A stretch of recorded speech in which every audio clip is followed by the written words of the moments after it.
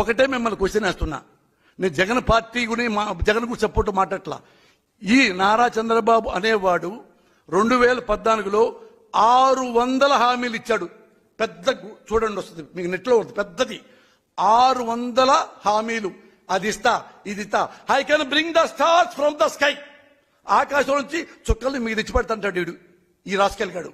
ఏనండి 600లో ఒక్క హామీ అయినా చంద్రబాబు మీకు ఇస్తే మీరు సంతోషపడితే ఆయనకే ఓటేసుకోండి.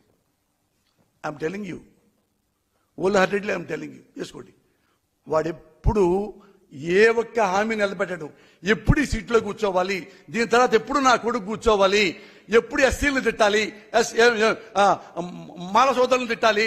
మాది ఎవడన్నా రాజకీయ నాయకుడు ప్రజల మీద బతికేవాడు, ప్రజల కోసం బతికేవాడు ఎస్సీల్లో పుట్టాలని కోరుకుంటారా, కమాళ్ళలో పుట్టాలని కోరుకుంటారు. కానీ మాల కులంలోకి పుట్టాలా, మాది కులంలో పుడతారా, ఎస్సీలుగా పుడతారా?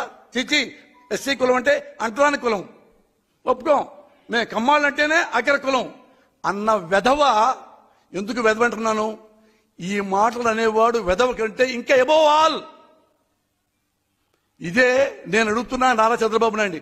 నువ్వు అన్నావే మాలలో పుట్టకూడదు, మాదిగలో పుట్టకూడదు, మరులో పుట్టకూడదు, ఇంకో దాంట్లో పుట్టకూడదు అన్నావే. అదే ఎస్సీ సోదరుడు ఈ స్టేజీలో కూర్చొని కమ్మాళ్లలో పుట్టాలని ఎవరు కోరుకోడు అంటే నీ తలకాయ పెట్టుకుంటావు, తీసుకెళ్లి మొలకాయలో పెట్టుకుంటావు. You stupid fellow.